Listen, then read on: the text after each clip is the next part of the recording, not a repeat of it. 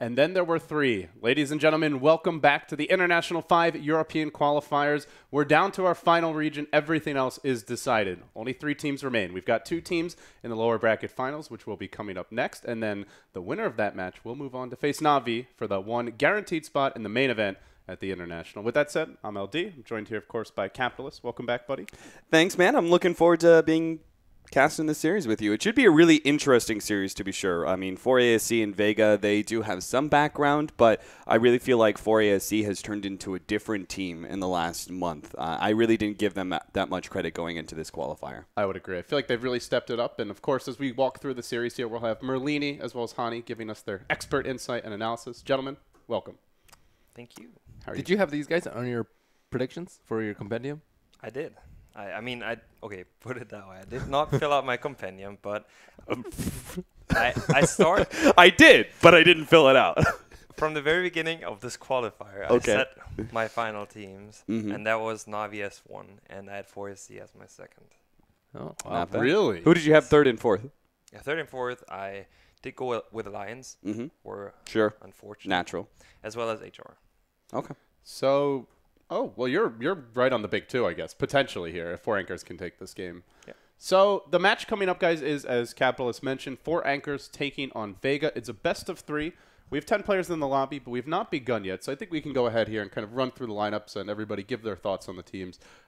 It's do or die at this point. You lose this match, you're eliminated. You do not go to the International. You win this match, you're guaranteed to be in the wild card at least, and possibly if you can beat Na'Vi in the main event. So with that said, let's introduce the teams here whenever we're ready. I think 4ASC, just watching them has been probably the most... Oh, we're going to stop with Vega Squadron. All right, so Vega Squadron, I mean, for me, no one has been playing fantastically. I think their drafting has been really on point. I had them taking third, but with their performance, I don't know, it's really hard to read just how strong 4ASC have been. But I kind of feel like Vega Squadron are actually going to move on here against 4ASC just because historically they match up very well against 4ASC. Again, that doesn't mean so much because it seems like 4ASC has taken the next step as a team. This guy was a hero for them in their match yesterday against NIP. Seema single-handedly won them 2 or 3 fights as his Earthshaker. Frankly, it looked like they were going to get eliminated 2-0 by NIP, but they showed some real gumption, resolve. No one's just been a very consistent, solid mid player for them. I feel like whenever you look at a lot of the mid players nowadays on heroes like Shadow Fiend, a lot of them have the mechanics down, but it's all about like what do you do with when do you come to fights? Is your team on the same page with you? And he gets a lot of support from players like Seema on this team. I generally think that on the side of Vega, if I was in the shoes of 4SC, I wouldn't give them the Shadow Fiend. I feel like the two last series, they just showed that no one should not be given that hero, and that also is a big part to their victory, I think, in that last series.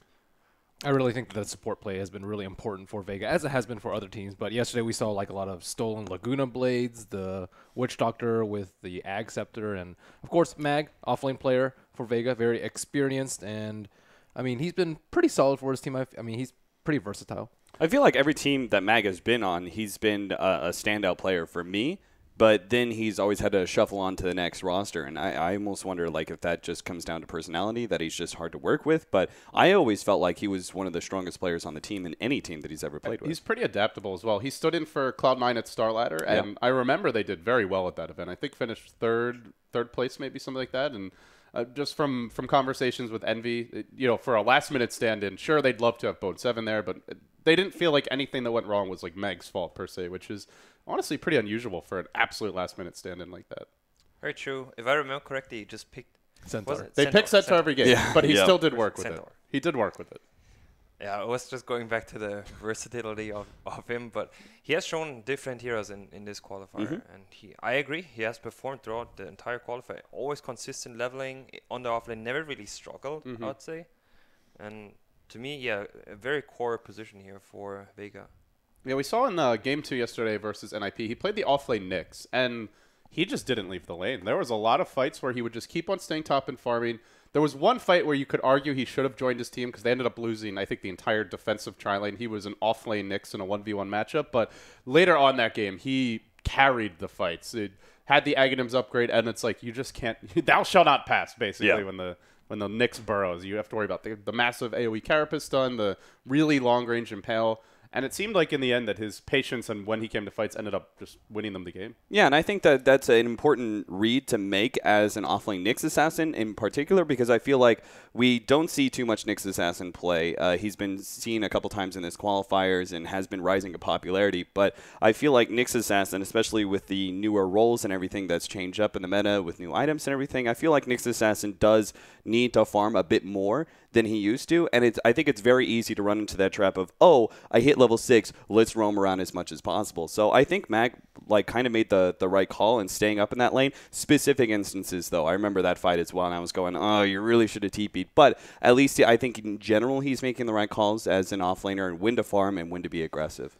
Guys, looking at Vega, we're just going to wrap up with them and then take a look at 4 anchors here. Who's your players to watch and heroes that you think are really essential as well? We'll start looking at 4 anchors now, so never mind. We'll talk about Vega a bit more after this. So 4 anchors, this is an interesting team. They, frankly, were never really viewed as a top-tier team. They were always viewed as competitive, a team that could take games off of anyone, kind of the way Power Rangers and Hellraisers were looked at, but never as a super serious threat to go to TI. Then coming into the European qualifiers, they started to really gel as a team and look like they could maybe take that next step. And, well, they come into this position from the winner's bracket. They got 2-1 by Na'Vi. So it was actually a reasonably close series. That final game, I don't know if you remember, was an hour-long showing, and it looked at many points in that game 3 that they were going to actually beat Na'Vi and take the entire match. But they ended up falling short in the end, and here they are. So, Cap, you said you think Vega are slightly favored against this team.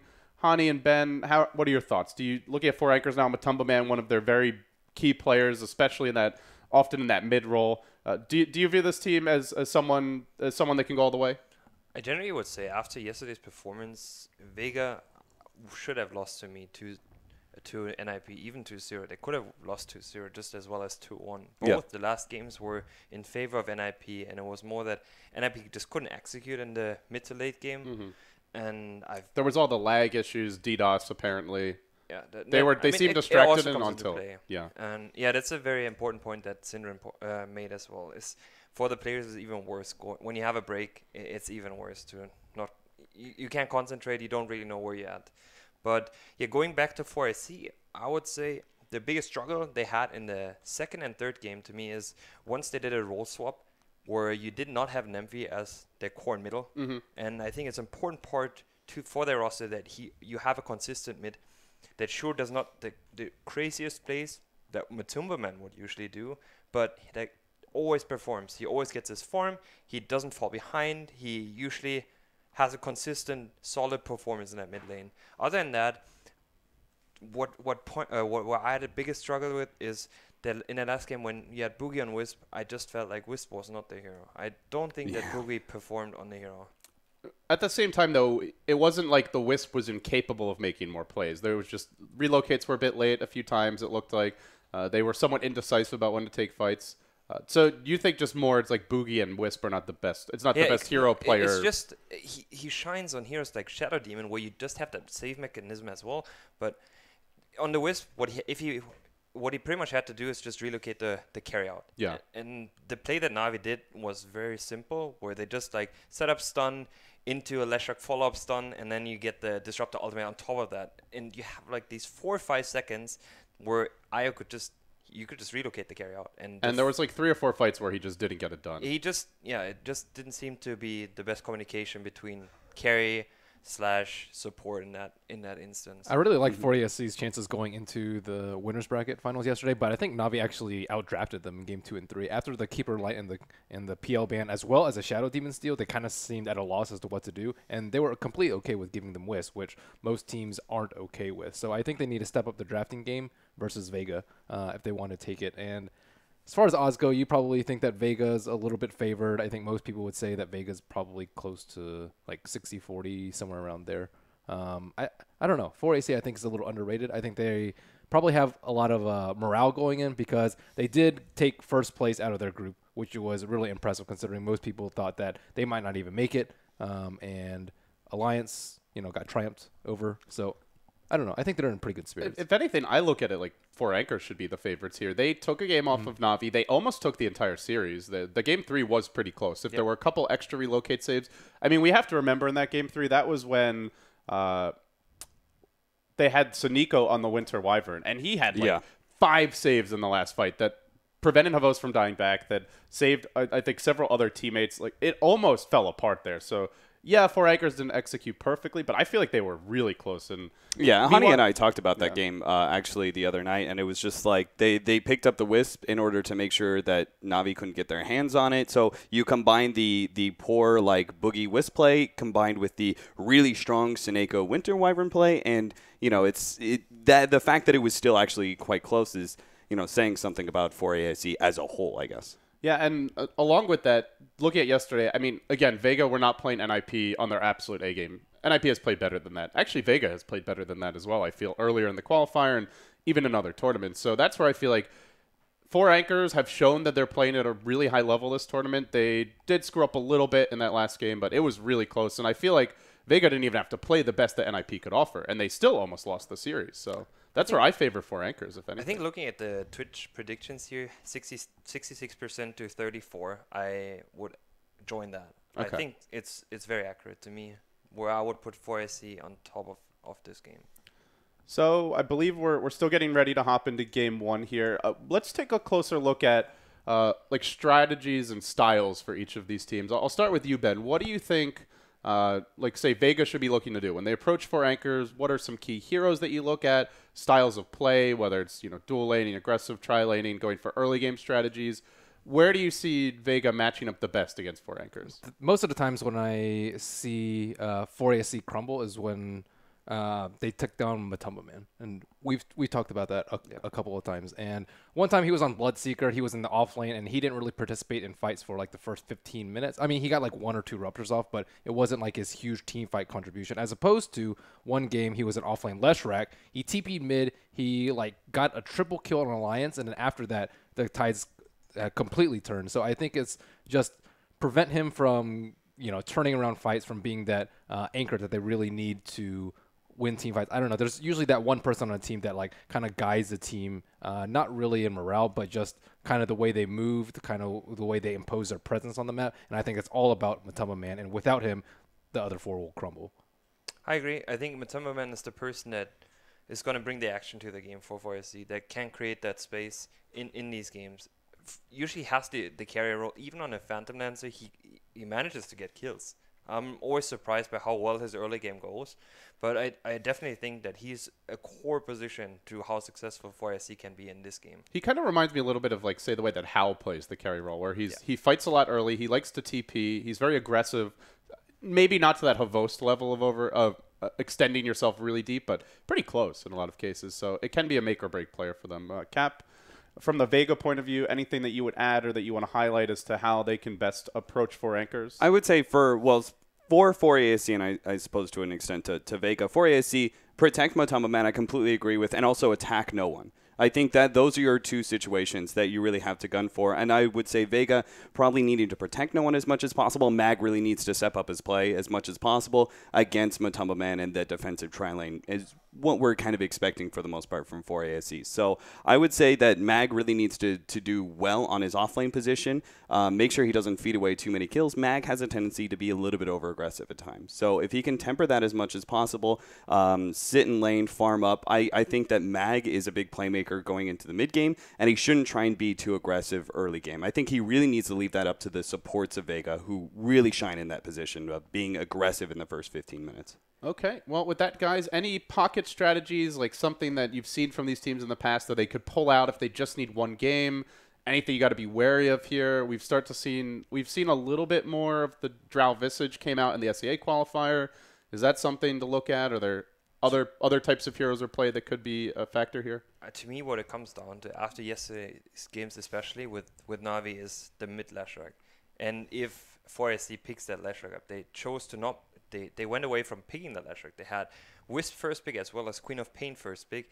And I'm wondering where they had their success with Leshrac, if they would go back to that. As well as Leshrac is one of those heroes that is really good against the Queen of Pain as well as a Shadow Fiend middle. Sure, Nemphy would play that role then, but I think he's comfortable in playing that as well. So you would like to see Nemphy just stay in the mid role. Don't put Matumba Man there. Let him shine and do what he's most comfortable with in the safe lane. That, or you just get that first pick Leshrac, if he's not banned out, I wouldn't be too surprised if he's even banned out. But if he's taken, then you also can go for heroes such as Queen or Shadow Fiend in the mid row, and you're comfortable in having that hero there. Because we've seen yesterday how strong a Leshrac middle can be. Then he destroyed the Shadow Fiend. Yeah, absolutely. I think he got a solo kill at one point that game, and he was just completely out farming and having much bigger impact. So with that said, we've actually got a draft on our hands, gentlemen. It's time for game 1 of this best of 3. It's an elimination match.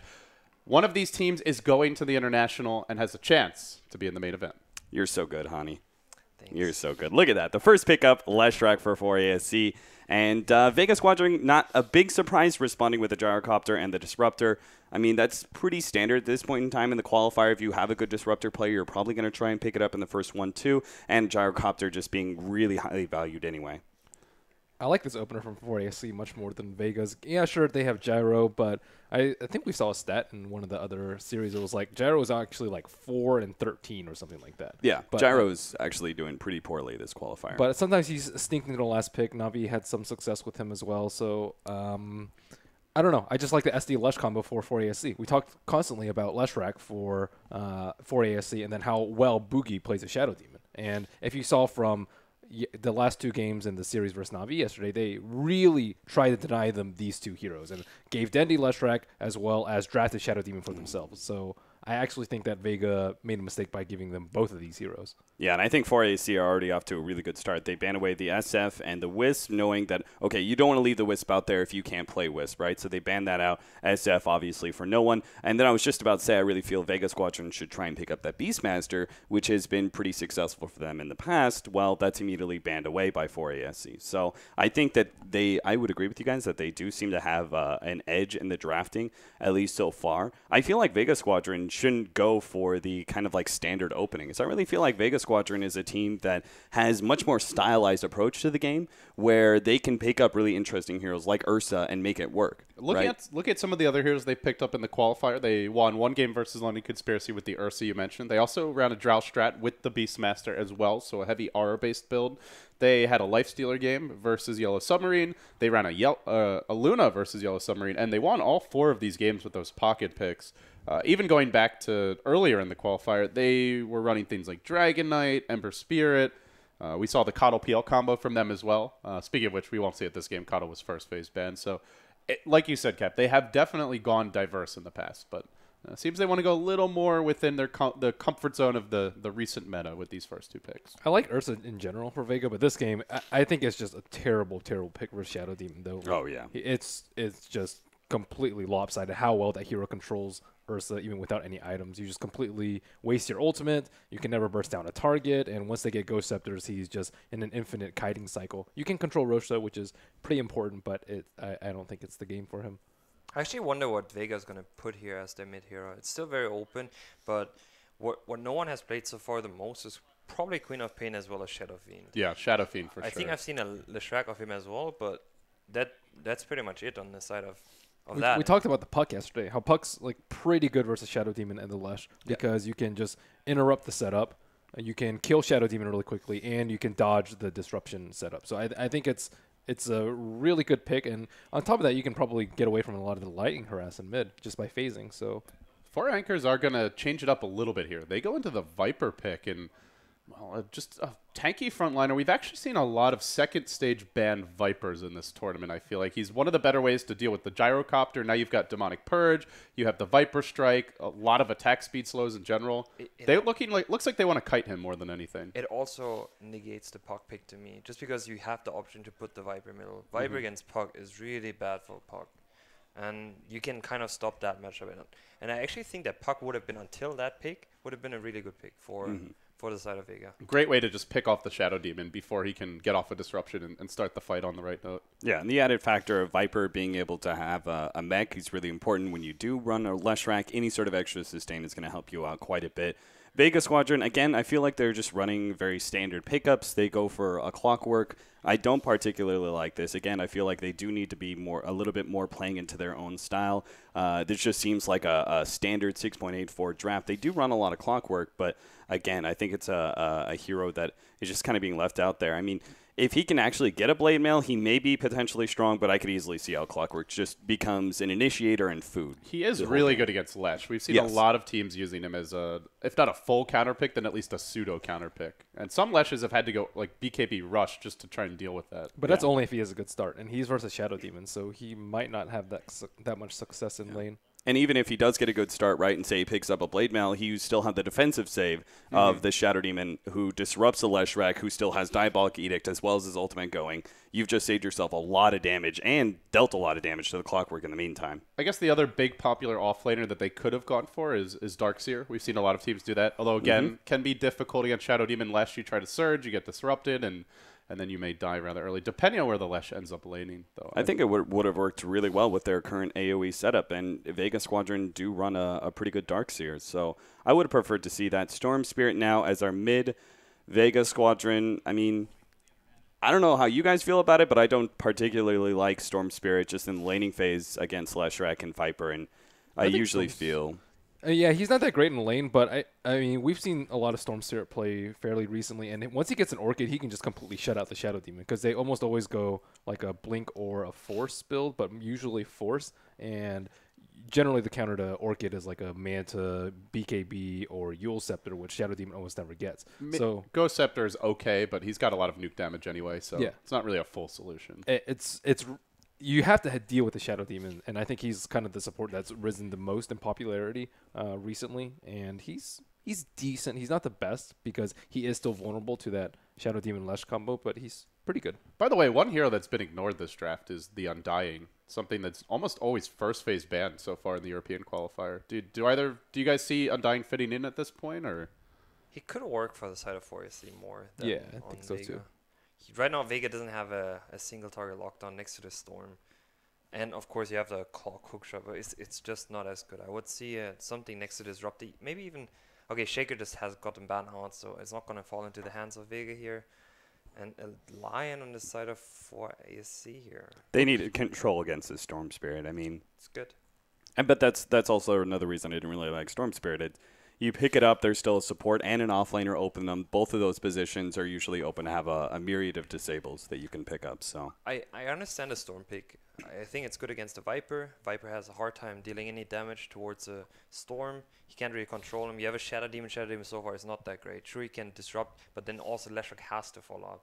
And Storm Spirit generally is you want to focus the Shadow Demon. You want to get past the heroes and get the silence onto the Shadow Demon, so he has a little impact because he dies fairly quickly if you get to him. That's why Puck is so good against him. I do agree though that Storm might have a very tough time in middle now that you have two heroes that can roam quite well on him. You have a line as well as a Shadow Demon that can deal quite well with a Storm in the early phase of the game.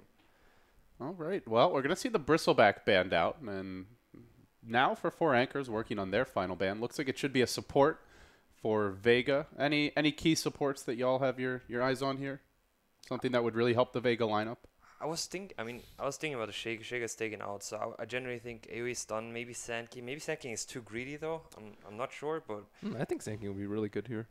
I like Sand King a lot. I mean, he's nice to follow up because if they all in on the Storm Spirit, they'll just get destroyed by like Static Storm, Call Down, and Epicenter, and it's like a good, it's a good sacrifice for them, and they don't really have good ways to kind of tank through it. Like you generally counter like a lot of single target disable with Shadow Demon, and the counter to that is just having tons of AoE damage because he can only save one person.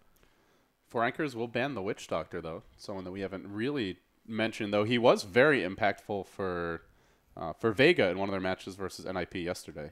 the good part with the Sand King here is that you can apply a lot of pressure. Like it's just that pressure that you want to rotate into the jungle at one point, and I would say the 4SC does not want to go aggressive at all. I don't think you want to go aggressive into a Gyrocopter. Maybe you can do that when you just have a Sand King plus Disruptor as support. It is possible, but then also you open up, you give space towards Clockware as well as Storm in the mid lane. Yeah. So it's not that bad. Yeah, you have 3 different cores that can all rotate really easily to defend the jungle or defend the Sand King if you do aggressively push in. So the Gyrocopter obviously very strong early laning phase. Clockwork just needs his level 6, and same kind of goes for Storm Spirit in a way. But the Chen pickup, I mean, I think you needed to abuse the jungle as much as possible.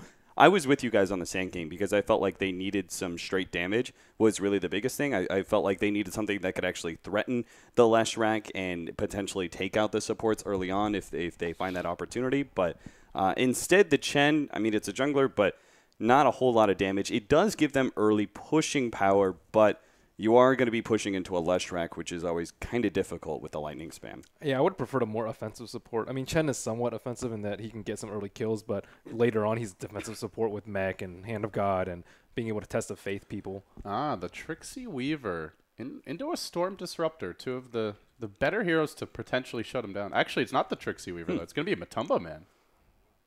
So Nymphy going to be playing the Leshrac, but then you have Trixie on the Viper. Does this mean that we have any possibility of seeing anything aggro? I was looking at it. I'm still not sure. It could be something aggressive. I'm just wondering how they would do it. Do you want to go with an aggressive Trident Weaver then? And then you leave the Viper 1 versus 1 against the Clockwork.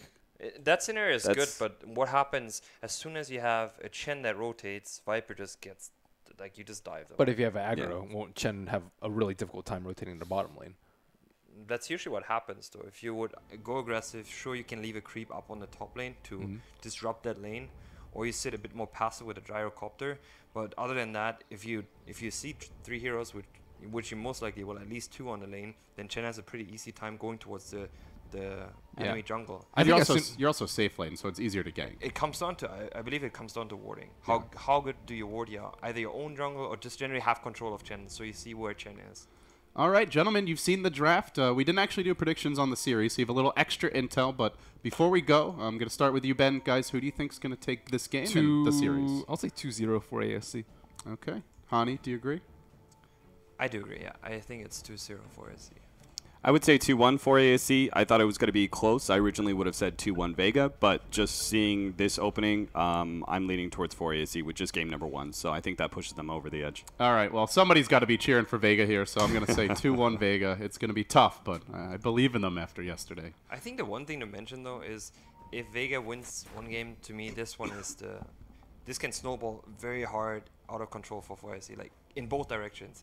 If Weaver has a bad start, same as a Viper, it's heroes that come back very hard. It's not that great for them. Okay, well, with that said, it looks like we're ready to hop into the game. Merlini, Hani, thank you for your insight. We'll have you back after the game, or if we have any pauses. Hopefully we don't. With that, Cap, last time for Team America here. Yep. You excited? I am super excited, man. I'm casting one of my favorite teams to watch. I mean, I've watched Vega Squadron for so long now. I've casted so many games to these guys, and I've watched them grow as a team, right? They used to be like Moscow 5, Vega Squadron, like right in that Tier 3 CIS region, and then Vega Squadron just has gotten better and better over time. And then 4ASC, who I did not expect to do so well in the qualifier, but I'm very happy to see them. I mean, I'm loved hanging out with the FinStack at IESF, so I got a special place in my heart for these guys. So you feel like you've watched your child grow up, and now they're ready to go out into the real world. They're on their first date. Yes. I'm watching my like CIS baby just go through and do work, and I had them taking 3rd in the qualifier. So I'm also a little bit torn there. Do I root for Vega to do well, or do I root for them to take their position? All right, we'll keep your obvious bias in mind as we proceed with the cast here. So it looks like 4 anchors were moving the supports around quite a bit early on. They had the Shadow Demon Lion in their own jungle. Then they decide to throw Boogie towards mid. They're going to rotate Valix down. Pasha was actually offlane as the gyro. It seems he wants to dodge the Weaver lane, or at least heads towards top now to deal with Trixie. Trixie starting in the offlane. They don't really have a great natural 1v3 offlaner here. That is, I guess, the one downside of this 4 anchors draft, and so they're also playing kind of musical lanes. We'll see them bring the Viper, and they may try to go for a potential first blood on Mag as Trixie rotates in, but not really the best hero to make that play. So what do we see now? Does Weaver go top? Do they send a support there? Oh, yeah, they just really won. The Viper versus the Clockwork as best as possible. Oh, no. Oh, well. Bye-bye, Matamba. Laning stage just got very hard. Yes, it did. Unless they can get a kill on Mag, which is so unlikely with these 2 heroes. Mag's actually trying to fight him as best as possible. Not too sure about that against the two ranged heroes. He's probably just had to burn through a lot of regen because of that. But I think all this chaos is to the advantage of Vega Squadron solely because of the fact that they've got the Chen being able to take the advantage of the jungle and potentially win that middle lane. But as I say that, they actually managed to take out the Satyr early. All right, Boogie and Seema both going to engage here. Boogie getting the haste turn, and unfortunately a bit too low to actually fight this one. They get a kinetic fit off. Boogie gets trapped. This could be the first blood. He's going to drop low to the test of fate. They get the kill. Vega off to a nice hot start here. So on top of the fact that 4ASC bought 2 TPs on cores, switch lanes, then the Weaver gets a glimpse back. Now they've given up first blood, and looking at the CS charts, Cap, you're seeing it already. Sure, Leshrack's on top, but overall CS advantage is heavily in favor of Vega Squadron. You combine that with first blood, and this is a very poor start for the 4 Anchors team. Yeah, pretty rough. Seeing the Slayer doing the awesome play of actually managing to catch a hasted hero in the kinetic field. Very well done. I always felt like... Top lane, looks like they want to make a go on this Weaver a little bit. No, never mind. The Tumberman backing off. Yeah, they can't really go on the Weaver just because they don't have any counter vision whatsoever. So they'll just have to kind of play like a little bit of zoning, but for the most part focusing on pulling and such and just protecting the lane. It's going to be Solo who's going to be the big playmaker for Vega. If there's going to be any kills for Vega Squadron, it's got to be around him. And they do have a ward here, as we will see Pasha getting caught out. The Swarm comes out, glimpse back onto Matumba Man. He's unable to engage further. Valix drops low, and they're unable to find the kills here. Oh, actually, they did get Pasha in the end with the, I think maybe the Swarm taking him down there, that last auto attack. Oh, yep. From Geminate. Yep, the Geminate attack was what ends up finishing him off. Boogie constantly rotating in through this middle lane because really, where do you need your Shadow Demon? If they're already winning up top lane, you don't need him at bottom lane, that's for sure. It's a Viper versus a Clockwork. He's just going to be, like Trixie obviously can just solo zone out Mag. Yeah, fortunately for Mag, he's already gotten a lot of experience, so even if he struggles from here, he actually may die. He's caught out by Boogie. He's going to get slowed down by poison attacks. They just need that disruption to secure this kill, and Boogie's close to it. He'll find it. He gets in nice and tight here. They'll get a couple of auto attacks off. Perfect surround. Didn't even really need it, but just for style points, he'll make sure it happens. So, with that, 4 Anchors quickly salvaging and turning this laning stage around. They've now gotten 2 kills. The Leshrack is leader in CS. Viper slightly ahead of the Clockwork. Not as much as he normally would be, but he's okay with that. Now the rotation from Vega coming through. No, they can't find the initiation. No mana for the glimpse available, unfortunately. Yeah, they'd actually gotten that sandwich. Would have been a great kill, picking off the Lion, but it was a heavy cost to Vega. Like, they just rotated Chen using smoke at the same time when they just as easily could have used that smoke to maybe rotate bottom or rotate into the middle lane. So the fact that they missed out on that kill is, I think, pretty important. Oh, they do stun no one. There is a disruption available here, and no one, not yet level 6. They throw out the Soul Catcher. The lightning bouncing. He starts it on the creep so that it bounces to the Storm the second that he comes out of disruption. Very well played there by Nemphy. It's the little things making the difference. As 4 Anchors turn what looks like a pretty damn bad start into a 3-1 advantage. Now CS evening out and everything shaping up nicely. Solo has been stacking the jungle quite a bit over near that camp near the top ward. I think there's at least a double or triple stack there. No, it's over to the left. Yeah, he's been doing a bit of stacking there, but not really enough by any means to make this a comeback scenario for the Chen. He hasn't put too much pressure on the map, and they will find Matumba in there. There's the kinetic field. However, he's got stick charges here, 8 to be exact. I think they can turn this if Pasha goes. Now the Hex, the turn, and he's going to find the kill. Big pickoffs around the map for 4 Anchors. All of a sudden, this laning stage is theirs, Cap. I have no idea. Like, the moment that they missed out, the moment the Impale went out, it was pretty obvious you weren't going to get that kill. There's no reason to move forward. Plus, they have the Leshrack rotating up, and they've got the vision up there in the rune area to be able to see these rotations. I mean, I felt like Pasha just locked in on a kill that he was really not going to be able to get and just completely overextends himself. And now Vega Squadron are in a really tough hole. I mean, no one's got to pull out something once he hits like level 7 or 8. He's got to get that TP scroll and be ready to rotate because the static laning phase is just going so awfully. Kind of same goes with Mag, right? Like, as soon as he hits his level 6, he's got to rotate out. He's got to change things up a bit. And they've just got such elusive heroes. It is kind of at this stage of the game, it's not an easy Storm game, though. You go for an aggressive play, you can get Hex stunned, and then you're just dead. If you go on somebody, there's a disruption to save them. You don't have an Orchid yet. You're nowhere near it, so you have no way to prevent that save. And, well, we're talking about him going aggressive, and meanwhile, 4 Anchors want to bring him down. They find him with the disruption, stun mid. Now Seema TP's in. He's going to be next on the list. It looks like one more auto attack, the long-range line stun. Valak securing the kill. This game started 1-0 with Vega forcing out 2 core TPs, canceling one via a glimpse, and then on top of that, getting a first blood at the top rune, and it's been 6 unanswered kills the other way. Some real poise here from 4 Anchors.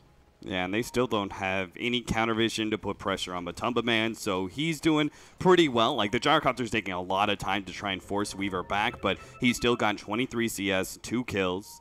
He's getting perfectly fine experience, that's for sure. The other lanes are winning massively, obviously. The Leshrac doing really well against the Storm Spirit. Bottom lane, the Viper, kicking some ass against the Clockwork. They're trying to make a move on mid. Chen, I believe he may have smoked in for this one. Now the big ball forward, but there's your disruption. They're going to turn it. Stun coming out onto no one with the Pulse Nova there. I don't know if he has the mana sufficient. He almost does. One more auto attack could do it. Glimpse back, and it will send Trixie away, but too late. He's already gotten the Chen, and now he just gets a free TP back to the bottom lane. Meanwhile, top lane, Matumba Man's actually going to make the commitment here for Pasha. The Rocket Barrage keeping him low, and they just push the Gyrocopter back. Really, that's good enough, right? I mean, you had your ultimate. You're free to use it. You just push the Gyrocopter back. He's probably not going to be coming forward in the lane for about a minute as he heals up. Everywhere you look, it's just 4ASC taking control of this early game. One thing that Vega could be doing is really focusing on their economy here. They have a Gyrocopter. Ancient Stacks could be farmed relatively early. They have the Storm as well. He can rotate into the jungle. It looked like Chen was stacking that last camp that we just took a look at with the Alpha Wolves earlier. I think he cleared it himself, but there's been no other stacking since then, and it's just because 4 Anchors are putting so much pressure on the map. They don't have time to sit and farm the jungle with their supports. As Mag gets dove in the bottom lane, the Split Earth, just off the mark, but they get the kill anyway. Poison attack damage doing its fine work here as Nemphy makes the rotation. Trixie suddenly on a killing spree.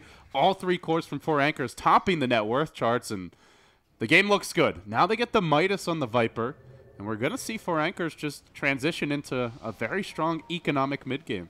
Yeah, I really don't see a reason for Mag to continue to be bottom, especially if there's no TP on the Storm Spirit. Like, it's pretty obvious Viper's going to be pretty aggressive on you, so you can stay bottom. It's just you have to make sure there's going to be TP's potential. But now Pasha's going to get got. The best he can hope for is a support kill, but look at 4AC. They immediately back themselves up, realizing, okay, we need to split the damage as much as possible. There's your glimpse, but is there any follow-up? Rocket coming through. They will get Boogie, at least a small consolation prize here.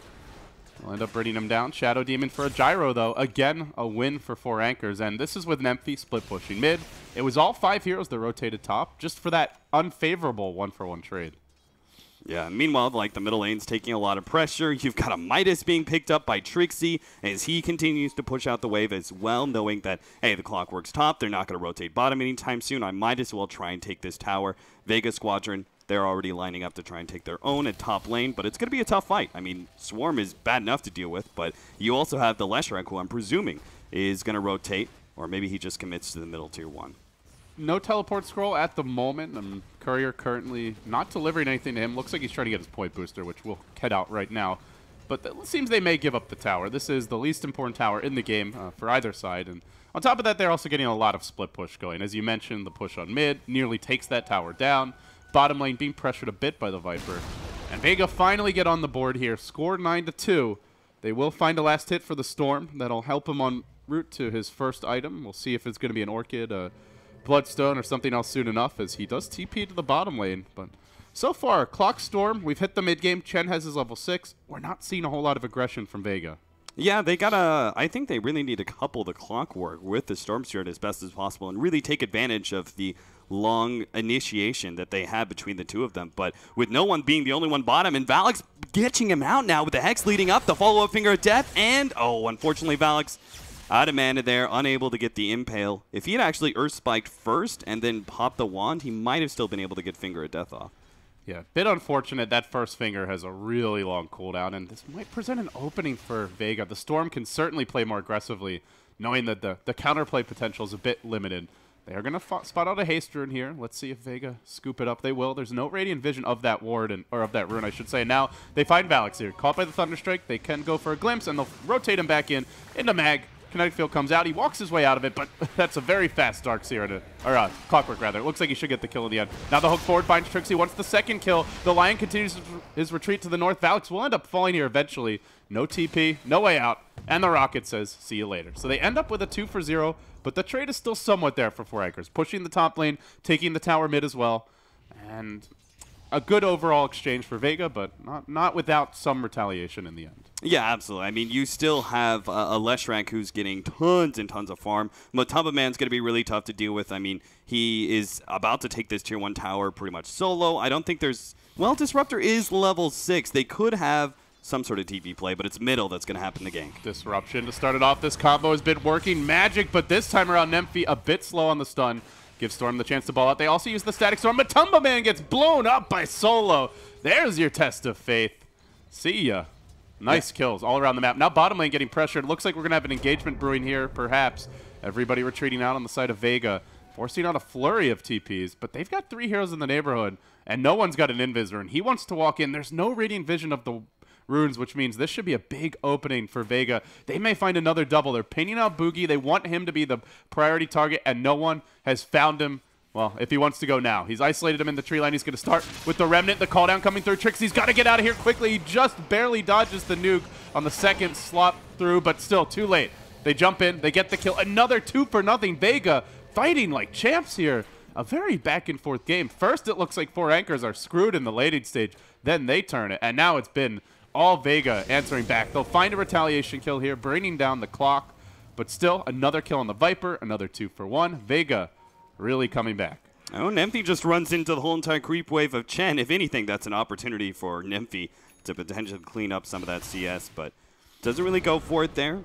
More wards being bought by our Shadow Demon. I think Vision's pretty important at this point in time, seeing as you have so much rotations around from Vega Squadron. I think 4ASC do need to try and group up a bit more, protecting their Viper a little bit more with their supports, and maybe just leaving Matumba Man solo on one side, right? If Matumba Man gets caught in any way, it's doubtful that a support's going to be able to save him, solely because I think, you know, if you disrupt him, most likely there's going to be a Static Storm or some other holding mechanism. I think they still catch him out. So I think they just protect the Viper as much as possible and the Leshrac, and then leave Matumba Man to split push. I mean, you have a big advantage. Even if they do throw 3 or 4 heroes to gank Matumba Man, it's a loss, but I think you get a better trade-off with your other 2 cores being able to farm up. They do have like a bit of greedy 3-core lineup that is able to take advantage of very spread sets. So, looking at itemization here, Cap, what do you think Matumba Man should be going for this game? He's up against Disruptor. Oh, well, we might have to hold that thought. As there's your finger. Quick takedown by Mag, or rather by Vega, as they will lose their Disruptor off the bat. Now Mag getting caught out in his own cogs. He may end up falling here. No one just balls right in the middle of the entire 4-anchor squad, but the Pulse Nova's doing work. Nemphy low, not finished off. There's not enough focus fire on him, and Nemphy's going to survive. Continues to dish out the damage. Somebody kill that Leshrac. He's on the way out. The missile may end up killing him off in the end here. No, he'll take the doink to the face. He survives. Suddenly it's 4 dead. Solo looking to be the last one down. Do they have any more mana on the Weaver? He sticks up. He's going to Sakuchi back. Worried about a potential buyback play, I think, and they'll take the tower as well. There's your TP in from Disruptor. Has the Glimpse Static Storm combo. Is he going to go for something? Glimpse, but no Static Storm, no Kinetic Field. Could have maybe tried to make a move on Matumba Man instead and kill off the Weaver there. Seemed like the slightly higher chance of getting one, but they just didn't kill off Nemphy. He got off like an extra 4 seconds of nukes and general damage. I mean, I feel like there were multiple mistakes being made there by Vega Squadron. I mean, first of all, you start out the whole entire fight with 1 hero down, and then your second, like the second part of that fight is the initiation of Clockwork onto the Shadow Demon. Really, is that going to be helpful in any way? He gets off the self-disruption. Clock's hook has been wasted. The cogs have been used, and they waste a lot of time committing to him. Then you see here, they don't finish off Nemphy. No one balling past for Valix. I don't even think he gets the Valix kill in the end. Great split Earthstone coming out. All of a sudden, Nemphy's been healed up.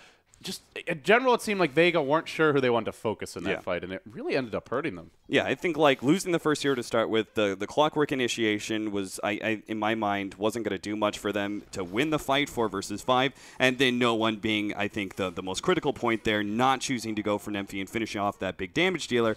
If you're fighting into a tough fight anyway, you have to go for the squishiest damage dealer out there, which would be Leshrac, who just dishes out so much. Seema does get caught out in the jungle here. The Split Earth comes through. No chance to cast the spell, and down he goes. Make the score 15-8 in favor of 4 anchors as there's an initiation coming out mid from Maggie. Wanted the Valix kill. Looks like he'll get it with the Chen support, but Matumba Man may find the trade. Quick TP out attempted. Balling forward is no one. He wants the Shadow Demon. Pulls Boogie in. It's not a very highly leveled pull, it looks like, as he's quickly able to back off, but they have extra balls forward. He'll make his way out. Now the call down, baited out. Matumba Man just skirting around the periphery of this fight. He'll have to swarm in 8 seconds. Don't think it's enough for him to go in. but reinforcements are coming in. Leshrac from the north, he's been spotted by a dire ward here on the way in. They may be able to punish this movement. Rocket splashing through nearby. He does have his Bloodstone now, and he'll find the Gyro. Probably the least likely kill that he could find. Yeah, now the Gyrocopter. I think Gyrocopter is very much one of those heroes that you do not, in the current stage of Gyrocopters, you do not want to go for BKB first, but I believe he's absolutely going to be forced into it for this game. With a Leshrac who's just so farmed, and then you have these other disables thrown out from the supports, I think he has to go for it and has to play like this super aggressive, using Magic Immunity and Rocket Barrage to just barrel into the fight right next to the Storm Spear and hope they dish out enough damage to kill those big magic damage dealers before they wipe out the rest of the team. But I really feel that Gyrocopter doesn't want to go that route.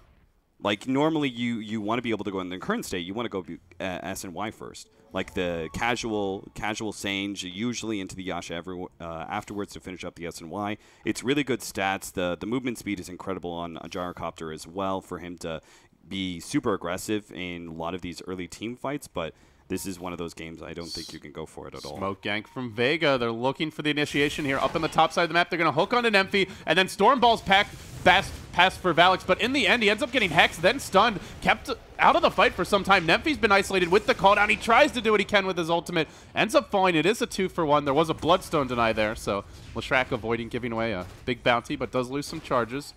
Still, in the end, a good fight for Vega. It was a smoke investment, so not a huge loss at the same time for 4 anchors. And we can see they are immediately looking to counterplay elsewhere on the map, moving the Leshrac in. He's already respawned, and just going to continue farming.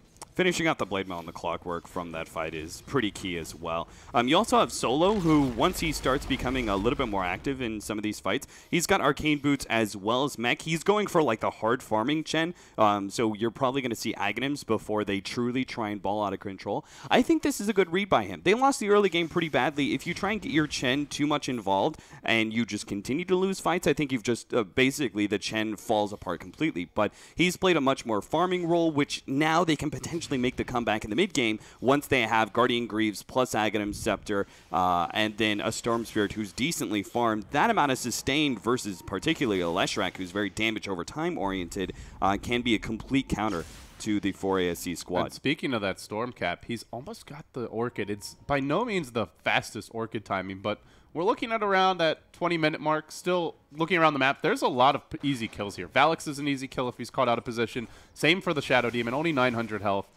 Leshrac not killing him on his own, but with some backup potentially could. And this is where the Weaver wants that BKB picked up. Matumba Man going to grab the Ogre Club, feeling like if he gets caught either by Glimpse or the likely Orchid pickup, which I'm sure he's seen in Oblivion Staff, at this point in Storm, he will die. And so with that, both teams really ramp up their initiation. Lion also grabbing his own Blink Dagger. A lot of vulnerable heroes. BKB is not really complete anywhere, although many are being built. And the Orchid as well as the Blink Lion coming online. Got to be very careful with positioning, and a lot of this is just going to come down to vision, which is where maybe Vega have the edge thanks to the Clockwork pick. Damn, this Viper is going to be so tough to kill. Hood of Defiance plus his Sange, Strength Treads, Ring of Aquila. Like, this guy's only sitting on 1,500 HP, but oh, close call. With that much resistance, I mean, he's just going to be... You look at the damage of Vega Squadron, it's pretty much all magical right now. You're just not going on the Viper. Yeah. He's also got the Shadow Demon backing him up. You have to no kite way. him as best as possible. Like, if you get, like, a really good glimpse play on him, that would be awesome. And somehow are able to lock down the Weaver still without using glimpse. That's the best play for Vega, but it seems so unlikely. The Viper is just going to be this big tanky frontliner that they absolutely cannot target, in which case they probably can't go into any fights that they see the Viper at. I mean, I just don't see it feasible, particularly since the Viper is strongest in this period of time in my mind, 20 to 30 minutes in. He's just a beast of team fights. They're all about to get impossible to kill here. BKBs are coming very soon on Nymphy as well as the Weaver. I believe Matumba Man has just about completed his, 1,100 gold or so with both components already picked up. So then you've got 3 cores that cannot be initiated on. And your only play as a Storm is to go on the supports here. The Lion, the Shadow Demon. But what do you do? Because you have to get both. If they're all together in the fight and you go on, say, the Shadow Demon, Lion can hex you and immediately blow you up. If you go on the Lion, there's always the disruption. So potentially no one has no options here if the fight is an organized one from Four Anchors. Yeah. It's So kind of a scary Storm game. I think what they're doing now is probably the best thing. You go for Roshan. You need either the Aegis to give you enough of an advantage for you to potentially win fights, so you don't fight at all and you just play for later in the game, which I don't think is ideal either. But Mag's in position here, Cap. This is a Roshan attempt by Vega. Not the best Rosh lineup, although they do have the Chen. The creep's being spotted out in the river. Four Anchors definitely are cognizant, and now they'll let the swarm fly in. It's not actually dead yet. This could go very poorly depending on how the hook shot comes in. The rocket, a warning shot. Now the hook forward onto Matoma Man. Baits out the BKB. Static Storm getting dropped there too is the call down. It's a decent one, but actually everybody who gets affected by it has a BKB available. Roach still alive. Not really that low. Trixie is getting focused though. Perfect chain stun coming out from the Chen. They will burst the Viper down off the bat. Out of the fight, and now Storm gets aggressive. Moving on to Valix, however, doesn't have the silence, out of mana. Valix stunning him for the follow-up. No one is going to have to back himself away. Maybe they can send him home. He barely balls down to the low ground, and 4ASC on the chase. They have the Leshrax nuke coming out. Oh, just out of range here. And Roche, still healthy-ish, considering how long they were in the pit, but they're going to move in once more. Cooldown going to cool down soon. Can they get the Storm back in time? He's going to look for the Aegis snipe here. He's just TP'd into the tier 2. The ball forward any moment. No one could make the plays. He's too late. Now he balls into the high ground, but already Leshrac has grabbed the Aegis. Radiant get the last hit and the gold benefit from it. And now Vega still moving forward into the middle of the river. I guess we're lagging out here. yeah. Everybody just randomly smacking each other in the midst of the chaos. I mean, I have to say that I am surprised that Vega Squadron got out of that one with as many heroes that they did. That was a disaster. I mean, first of all, the hook shot went onto the Weaver, which without any sort of follow-up from the Disruptor isn't going to do anything. Plus, the Weaver has BKB, so it's extra not going to do anything, right? It did bait out his BKB. That was about it. It did bait out the BKB. That's pretty much the best you can say of it. You also had the Static Storm that was laid down that didn't actually catch really anything with it. There was no real good kinetic field catch with that as well. The cooldown only hit BKB targets. It did kind of zone them back a little bit, but yeah, that was it. So that was, yes, Hani. I know you really want to say something. What's the Disruptor? The Disruptor tried to catch Line, and then Line blinked out of the ulti. So Hani's saying that the Disruptor tried to catch Line, and then he blinked out of the ulti. So that's why it ended up looking really bad, was he was just a bit too quick to react. Yeah. So when you have basically two ultimates that didn't really do anything for you there, I thought it was like, well, Vega lost the fight. That's all over. And I can't seem to get back into the game. I think our game just completely died, and we're going to be reloading. All right. Who do we blame this time? We can't blame Perfect World. Or can we? I mean, is this Perfect World's fault, Cap? Do you want to keep Valve's name out of it? In which case, yes, we can blame Perfect World. It's Perfect World's fault. Perfect World, how dare you! Messing with our European qualifiers. So I guess what we're probably going to have here is a reload, assuming that's available. For now, I'm not really sure. We've got the admin in an empty lobby. The players are not here. Maybe it's still going in Dota TV. But in the meantime, while we wait to see what's happening, we are going to welcome back Hani as well as Merlini. Gentlemen, kind of a weird game. The start of it looked really good for Vega. Then all of a sudden, Four Anchors strike back with 6 unanswered kills. And then Vega start to make their comeback. Now we've headed into the mid-game. It seems like Four Anchors is getting control of the game. They get the Roche. They've got a pretty big gold lead, I believe, at this point. What are your thoughts on the first 20 minutes or so of play? I think the thing that stands out to me on the side of 4SC, how they kind of gave Vega this chance to come back into the game, is that they prioritized farm on 3 heroes at the same time. I think Trixie should have gone for a mech over getting a Midas, and then if he chooses to get, you don't want to fall behind, then you can still get the Midas afterwards. I just feel like the other way around, he died twice because of it, not being tanky enough. Now he went for the hood, but I still think having a mech on the team would have been good in this scenario. We saw how much AoE there is from the gyrocopter in these team fights, where a mech still benefits you a lot. Ben, do you agree? I think like a mech pipe build would have been really good, because they can just completely negate call down, and then we already talked about the 2 supports saving each other during the call down. But if you have Viper, or sorry, the Storm Zip into the Orchid, but if you have Viper able to protect both of them, then that's really, really good, because then the Storm can't really jump in until he has a BKB, which could probably be like another 15 minutes into the game. And even then, you may not get a kill, because you've got the mech pipe combo and the disruption potentially. And Heck. Yeah. And like he can get initiated on with Blink Hex. So At the end of the day, I think 4ASC just gave them way too much back after that early game. Like, they should have been able to run away with the lead, and then they just got picked off here and there. Matumba Man died on top, and just so much sloppy play from them. If they just had grouped up with a mech and kind of fought them head on, because that's what a Chen kind of does. He takes control in that 10 to 15 minute phase of the game with 4 creeps. They just got way too many kills on important heroes. They killed Leshrac a couple times with that smoke, and at the end of the day, though, at least they got Roshan, so 4AC didn't completely throw away their lead. So looking at the state of the game now, we don't actually have it up, but it looked like 4AC should have a substantial golden experience lead because they just took the Roshan. They got a couple of kills. They have the tower advantage now as well, I believe, or at least it's an even tower score. What should each team be looking to do? Like, objective-wise, how do they... if you're 4AC, how do you push your advantage here? And if you're Vega Squadron, how do you come back? I think for the side of 4SC, the situation right now is looks very good. They have that Aegis, they can just push together. Right now, they almost have that full team fight as well. I think Weaver has the BKB. Leshrac was working towards one. I think they both have BKB after this Roche. Then Viper's really tanky. Viper could still get that potential pipe if he wants to. It looked like he had a Sanj where I'm not sure if he wants to go Sanj and Yasha, where he wants to be the second physical damage dealer.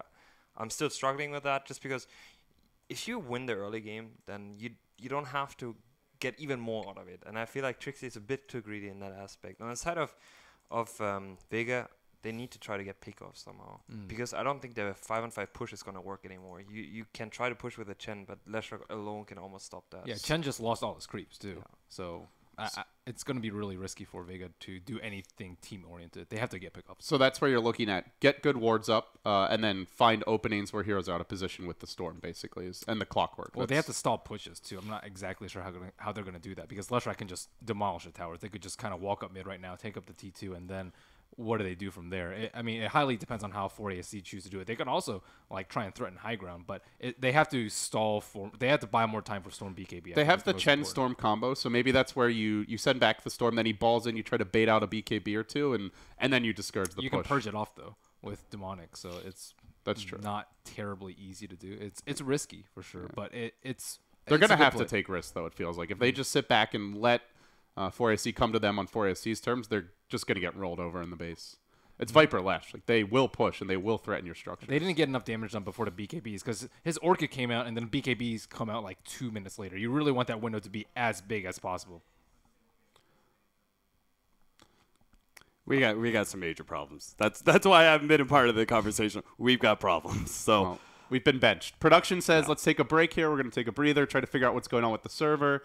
And as soon as we can get back into the game, we will. So thanks for your patience, guys. The TI5 European Qualifiers will continue after this.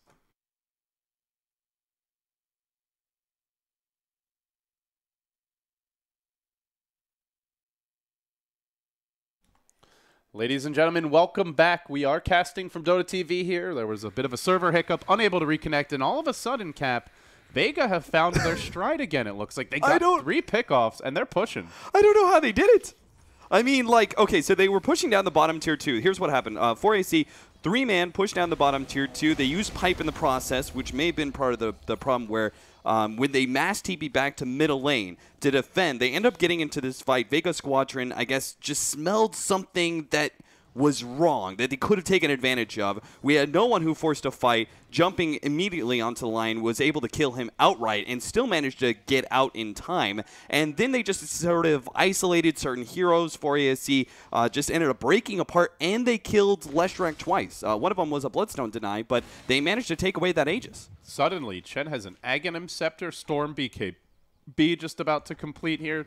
Gyrocopter, BKB's up. He's got the mask of, or the Morbid mask building towards his, what looks to be a Yasha as he gets the Blade of Alacrity going. Things are equalizing. I believe 4ASC still holding at least a slight lead here, but it is only slight. And it felt like after that Roche fight, they had Aegis, they had a lot of momentum, substantial gold lead that they could have just rolled the game up and taken all the tier 2s, threatened to break the base, significantly out-farm Vega.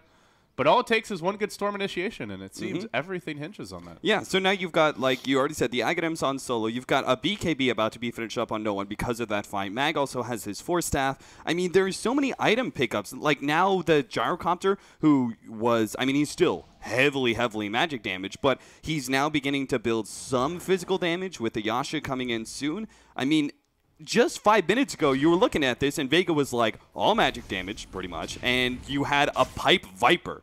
Like, how are you going to kill anything? Oh, Mag missing out on the hook shot there. Almost got him with the 4-staff cogs, but Valak's barely able to jump himself away with the Blink Dagger.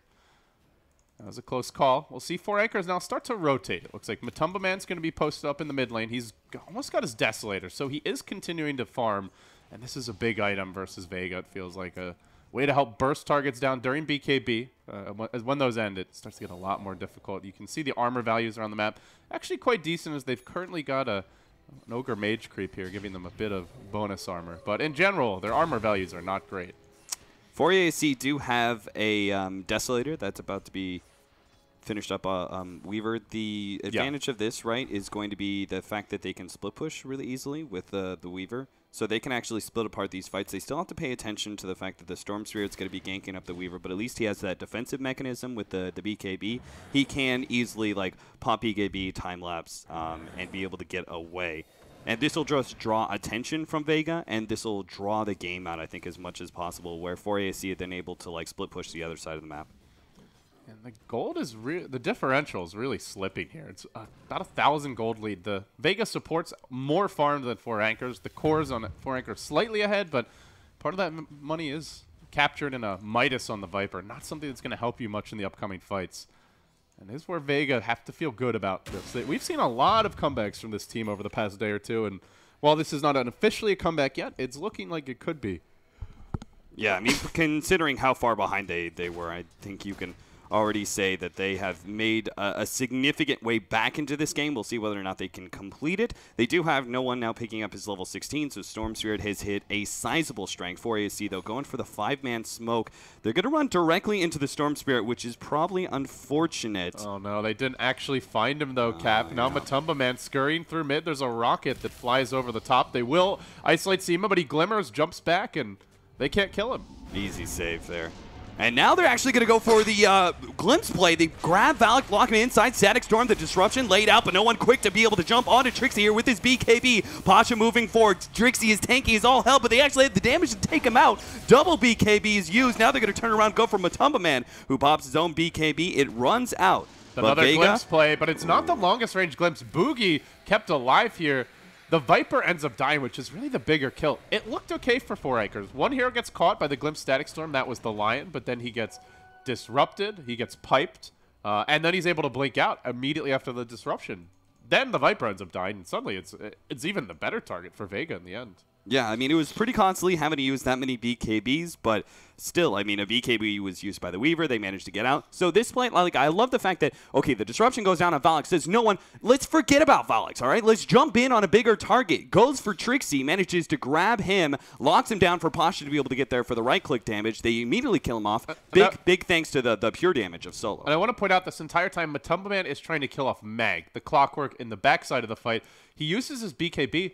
They just don't seem to have enough burst. Part of it being, I think the Chen now has the creep that gives you bonus HP, the big granite golem. At least I thought I saw one earlier. No, I guess he doesn't. But they have the Hand of God coming out from Chen. Both teams have a lot of survivability in general. Ice armor, as we're being reminded of here by Observer, also, again, can make a big difference against this Deso. And oh, hook shot. Oh, close call for Matumba Man. There was a Static Storm in the neighborhood. That could have easily gotten him killed if he got caught out. Yeah, at the very least, they would have been able to force out a BKB, which would have been, you know, just another charge down, a big pickup. Man, Valak keeps on making these blink plays, man. Between Boogie always being able to be there with the disruption and then Valak's quick on the blink out, this Lion just doesn't seem to be dying too often, despite the myriad of situations he's been, like, the first to be gone on. So the Glimmer Cape, though, I think is going to be one of the biggest factors here. 4AAC do need to address that, I think, a bit better. Otherwise, the single target focus of the Weaver is just going to be disrupted every single time.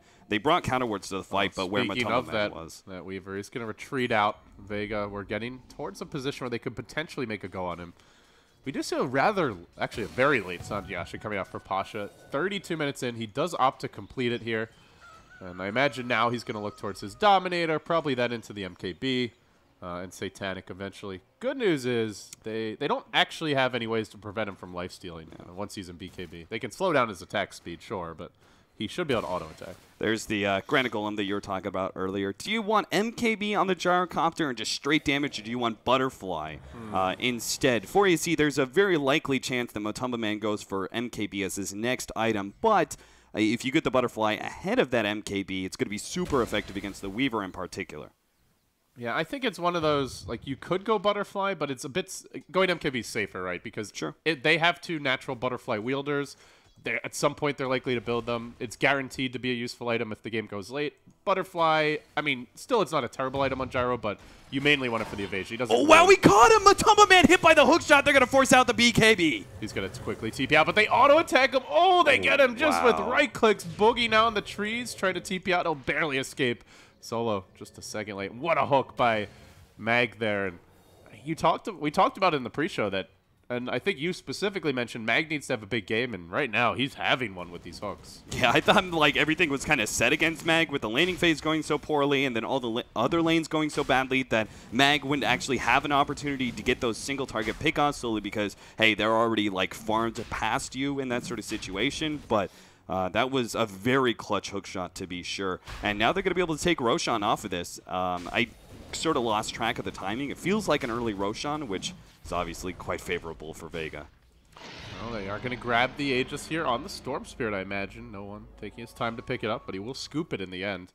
Now Storm with Aegis and BKB. There is, as much as it was really hard for Storm to initiate earlier in the game, it's almost impossible to stop his jump now. They have no BKB piercing disable.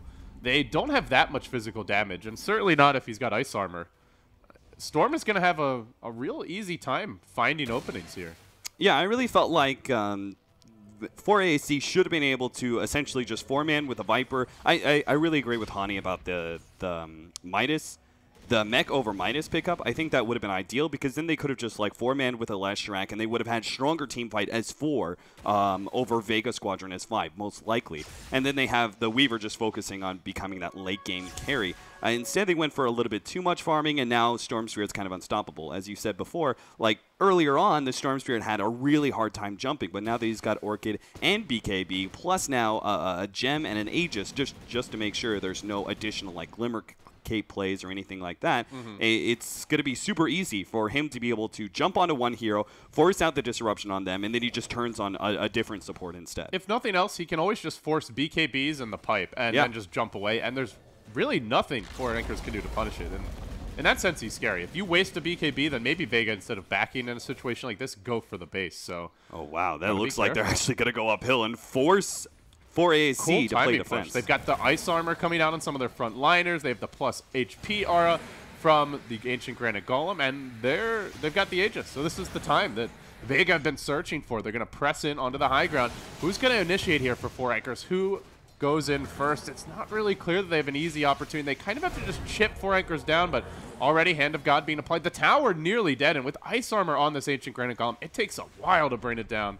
They will bring it to about half, but Hand of God will cool down here in like 15, 20 seconds or so, Cap, and then they're going to go again.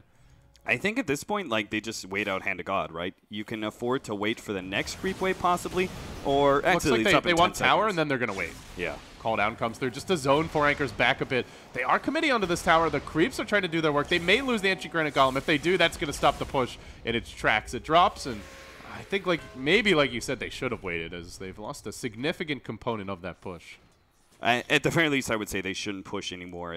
Like the Granite Golems being such a key factor, I agree with you. Plus, they've already made such a big win. They've got other lanes to farm up as well. Both bottom and middle lane are pushing in. That's a lot of farm available. You can finish off the Aghanim Scepter on the clockwork with this if he's allowed to get, you know, some of these creeps. You also have, Seam of the Slayer is going to be the one farming up middle, and he already has his point booster plus another 1,000 gold. And we know that Aghanim's upgrade on the Disruptor, we've seen it in this qualifier, is huge. It's particularly strong against heroes like Weaver, who are so dependent on that BKB pickup. It means he has to BKB every single time he gets glimpsed. And with the BKB, I believe at this point it's got to be very close to 5 seconds if it's not already 6 seconds. Yeah, 6 seconds So at this point, if he's forced to BKB, which a simple Glimpse can do, a Storm Zip can also threaten for it, he's out of the fight. Weaver is not going to be able to engage into Vega when his BKBs are on cooldown. Meanwhile, Storm with a very healthy 9-second BKB. Leshrax is high, But I just feel like Vega have the much easier time forcing BKBs out. They have Hookshot, they have Storm Zip, even the Glimpse play that you mentioned. So 3 pretty reliable, low cooldown ways to make it happen. What do you think about No One's next item? He's got 4.2k. He already has the BKB and the Orchid. Do you want to see like a later? Oh, never mind. He's going to make the jump onto Nymphy. Just keep on going. He snags him now, pulls him back with the Orchid. He should be able to force out maybe a Bloodstone deny, but the rest of 4AC are trying to protect him. But Man keeping back the Gyrocopter as best as possible to TP out just barely, as unfortunately our Clockwork had no room to be able to get a hook shot. Yeah, Mag was pretty close there. To answer your question, as far as No One, so he's got right now just Orchid BKB. Hex is one option. Shiva's, I guess, is okay versus Weaver, but I'm really not feeling the physical damage from 4 Anchors, even with that Desolator. So maybe you just go straight into a more offensive item, something like a Hex.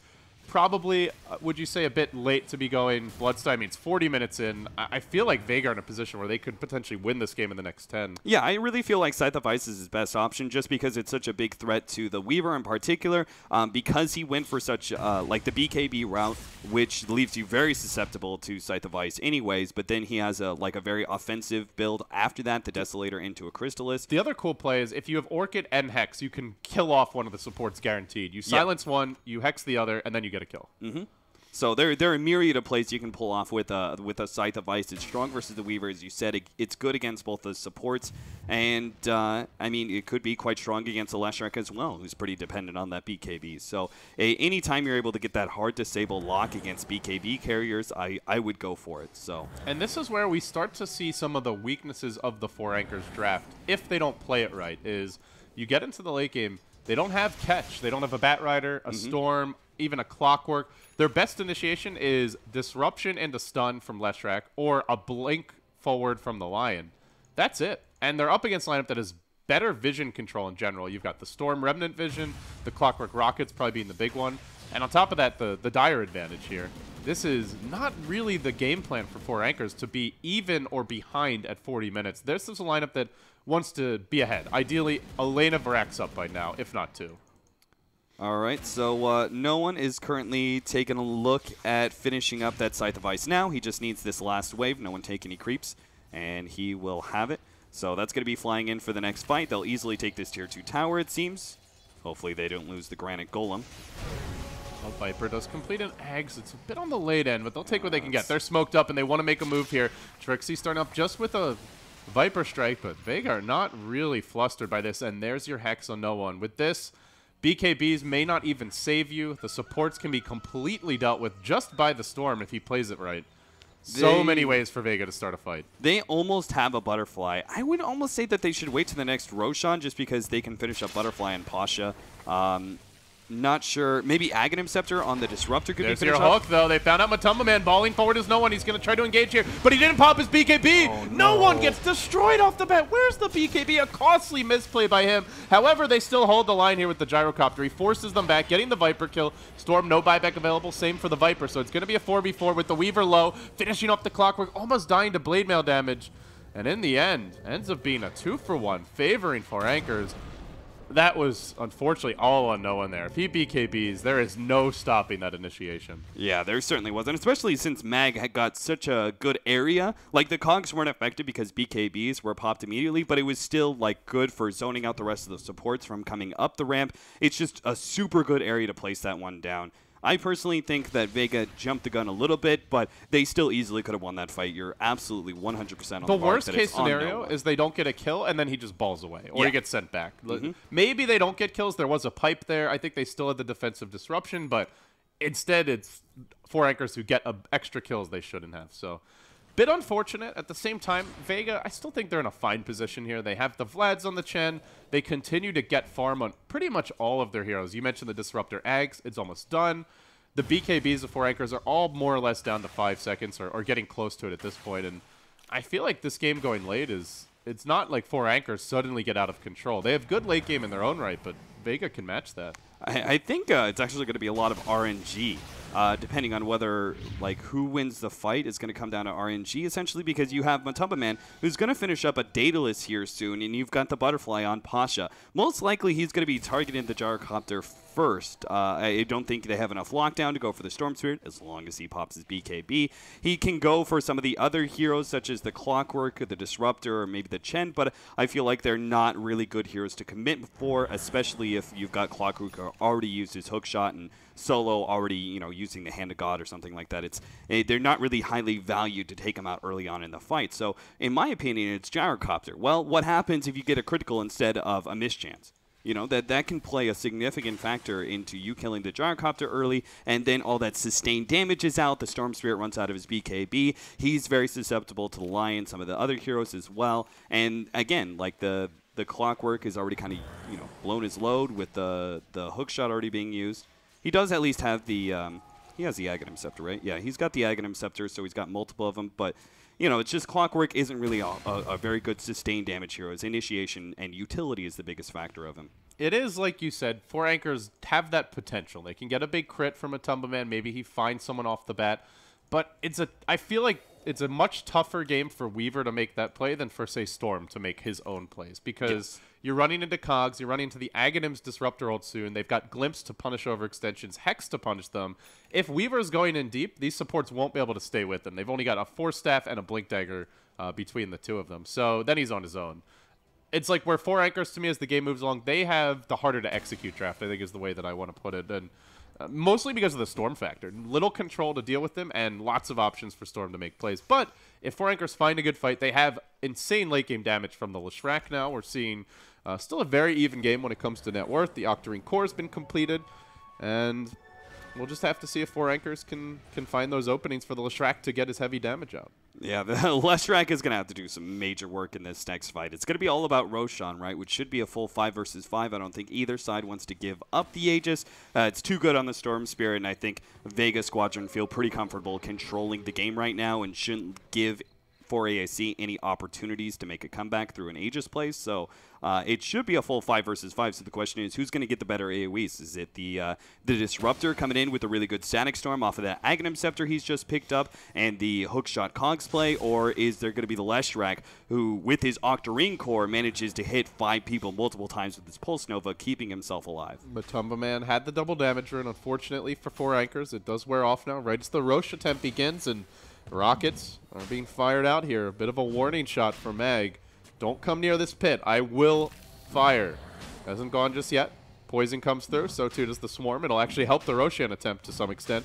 And now Nemphy begins to worm his way in. Solo's caught back in a little corner here. Seema engages. Starts with a Glimmer Cape initiation, but immediately the 2 heroes done. Huge plays coming out from the Lion. The hookshot counter initiation comes through, and Pasha pops his BKB. Begins to go to work. They've lost the Weaver quickly. Now the Shadow Demon falling. Nemphy being chased out. Will Bloodstone deny Finger. Not enough to get Mag. They're out of mana on no one, but Mag's going to have a secondary hookshot coming in momentarily with his own Ags. He fires off the mark, but still 3 heroes dead, including 2 cores, in exchange for only 2 supports. And with that, Vega will take the Roche. Yeah, it goes to show the superior firepower of Vega Squadron right now, that it was an unfortunate situation. The Vega Squadron ended up getting jumped on like that, like the 2-man impale coming out from the Lion did a ton of work, and yet still they ended up grouping up for the AoE, where the flat cannon shots did so much work. They were slowed down by the call down. I think the Cogs was a pretty good place. Our Weaver got completely caught out by that hookshot. The stun was just enough to end up killing the Weaver in the end, which was a huge factor, right? Once you kill the Weaver, he didn't get the BKB off in that fight? He ended up getting right-click down during the hookshot stun and couldn't get off time loss. Gotcha. Yeah. I think we're going to... Yeah. Oh, they just showed the replay, actually. So that hurts. And he's just such a frail hero by nature. That's the one issue with Weaver is you get to the stage in the game where he was almost immortal before. Now he's very easily killed. A hookshot plus follow-up damage probably kills him.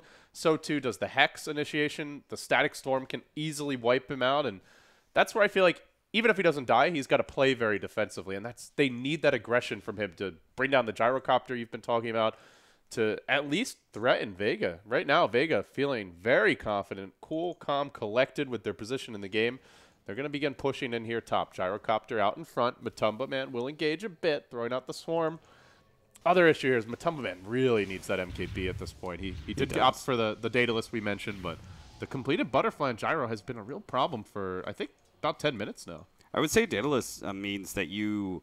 like, I think he should be targeting Gyrocopter, but he had to go MKB for it, right? So the data list means that he should probably be targeting other people, and they just look to kite around the Gyrocopter as best as possible. Maybe with the constant Viper Strike being thrown down on the Gyro is the best idea. The problem is they, like, even if they do make that, they try and, like, target other heroes and just keep the Gyrocopter kited. They still have the Storm Spirit to deal with, and no one has been such a huge factor in all of these fights, being able to jump in and cause so much chaos. Like, always being able to pick up the supports in the side. Like, his last Storm Spirit play was really cognizant. Like, he went for the pickoff on the support that was running away and then went down river for the secondary support.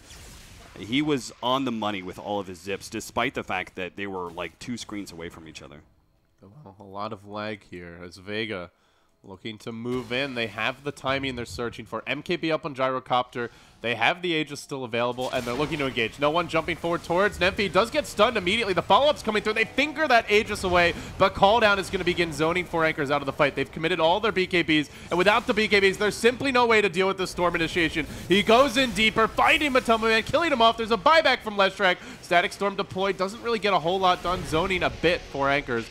And now Nemphy rushes in again, but no one's ready for a potential secondary engagement. He's got the Orchid, throws it onto Nemphy. No one now being Mana Drained. And now he's caught inside of the kinetic field, and now the hook forward. That's from Mag, finding Trixie. The deep balled in by no one. Rolls onto Boogie, should be able to pick him off. It's 3, 4 dead, a dieback on the Leshrac. Now a buyback from the Viper, 4 anchors. This could be their last hold here, Cap. No buyback on 2 cores. Vega rotating mid, and with that, this game looks like it's over. Yeah, 70 seconds down on the Leshrac, 45 on the Weaver. They have no damage whatsoever to push back Vega. It's simply a question of, can Vega actually kill all the buildings in the next 35 seconds? And they absolutely should be able to. You got a Gyrocopter with a Butterfly and MKB, and sure enough, there's the GG. 4AC realized it. I think they dropped the ball, and they're going to lose game 1. This game looked... First, it looked great for Vega at the start, but it wasn't an overwhelming start. Then 6 unanswered kills. They have control of the game. They opt for a Midas on the Viper, which was something that Hani and Merlini questioned a little bit. But then from there, it just felt like as the game moved along, they had the big Roche fight that didn't go their way. And after that, everything just fell apart. Yeah, it was pretty rough times. I mean, for ASC, I think that they had about like a 5,000, 6,000 advantage by like 15 minutes in. That's not an overwhelming advantage by any means, but I think their positioning in the game was so good at that point that I'm just very much surprised that they ended up losing this game. I thought they were in a great position. I think that says really bad things about 4ASC for the series to come, solely because of the fact that, well, you drop that first game after such a good start, you got to be feeling pretty tilted, especially since Hani said he thinks he can easily swing one way or the other. Well, speaking of Hani, we won't speak for him. We'll let him talk for himself. He's back here on the panel. Merlini's abandoned him, apparently, but that's okay. You can carry this one, Hani. So, your old teammate, Trixie, they didn't get the job done here in Game 1 for 4 anchors. You've talked about some of the things that went wrong, but now that the game's over, what are your key takeaways from it? I think on the side of 4SC, you had just a problem that in the mid game you had a Viper that tried to be a core, dealing out damage while still trying to protect when he realized that he needs to have those supportive items such as a pipe. Then when Viper has a pipe, the hero actually doesn't have a great armor gain at all. It needs mech as a essentially good item on the hero because you get that armor as well as a supportive kind of mechanism for the entire team. So he went halfway. He has a Sentinel, a hood, or like the pipe. It just wasn't there. It could have been either or, but just going halfway is not the way to go. And that's the thing, is they picked a lineup where it looks like once they get ahead in the lanes, they're expected to win those lanes. You've got Viper, Weaver, Leshrac, strong laning supports. They want to push that advantage, take some towers, try to roll up objectives. And, I mean, going back to around that 15-minute mark, Cap, they had about a 6,000 gold lead. Vega tried to sneak Roche. They got punished. 4 anchors, get the Roche kill. They got a couple of cores down. It felt like that was the timing. This was when the lag started, unfortunately, where they should have been able to just roll up the tier 2s, turn that 5,000 gold lead into like a 10,000 gold lead, and if not go for high ground, start really starving them. But they didn't have the mech. It seemed like Vega made some good smoke plays to kind of turn the fight around, and then it just fell apart from there. Yeah, unfortunately, we didn't get it on stream, but it was that fight that happened at the Roshan fight where it was them 3-man pushing that bottom tier 2 tower, and then mass TPing to defend middle, and they ended up getting caught without their pipe, which I think was a huge factor there. No one, I think, made a very strong initiation choice there, being able to get a pickoff on the line and still get out right before the split earth landed. And then I think you had like Mag chasing down what are the other supports at the same time, or a different hero, and just 4AC were started off that fight so badly that they ended up losing the Leshrac Aegis. And then they ended up committing suicide the second time around with the Bloodstone. But it was basically he dies, he's surrounded by like 3 or 4 heroes. Of course, he's going to die again, so he has to suicide. They lost that whole entire Aegis advantage, give up the tower, and then Vega start their comeback from there quite heavily. All right. Well, with that, guys, game 1, we ran a little long as far as when the game actually ended because we had the 5 minutes Dota TV delay. So we're going to take a quick break here. But when we come back, we'll be into game number 2. Vega leading 1-0. They only need one more win, and they're going to the International. As for 4 Anchors, they have to turn this around into a 2-1 reverse all kill if they want to make their way to Seattle. So with that, a break. Then we're back for game 2.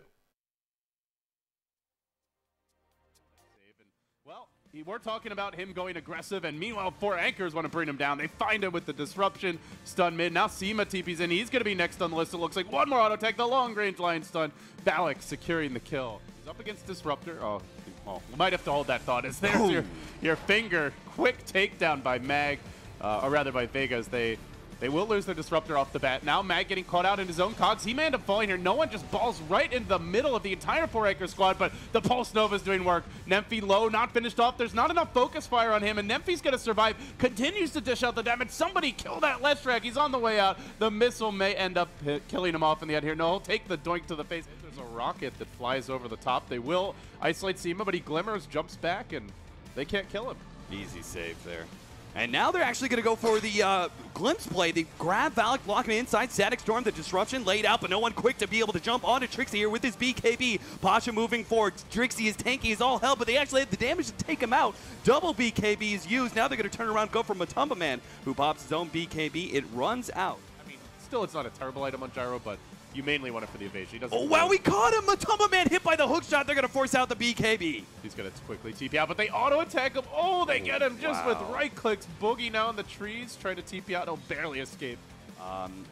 Not sure. Maybe Aghanim Scepter on the Disruptor could There's be your hook, though. They found out Matumba Man balling forward as no one. He's going to try to engage here, but he didn't pop his BKB. Oh, no one gets destroyed off the bat. Where's the BKB? A costly misplay by him. However, they still hold the line here with the Gyrocopter. He forces them back, getting the Viper kill. Storm, no buyback available. Same for the Viper, so it's going to be a 4v4 with the Weaver low, finishing off the Clockwork, almost dying to blade mail damage. It'll actually help the Roshan attempt to some extent. And now Nemphy begins to worm his way in. Solo's caught back in a little corner here. Seema engages, starts with a Glimmer Cape initiation, but immediately the 2 heroes done. Huge plays coming out from the Lion. The hookshot counter initiation comes through, and Pasha pops his BKB, begins to go to work. They've lost the Weaver quickly. Now the Shadow Demon falling. Nemphy being chased out. Will Bloodstone deny Finger. Not enough to get Mag. They're out of mana on no one, but Mag's going to have a secondary hookshot coming in momentarily with his own Ags. He fires off the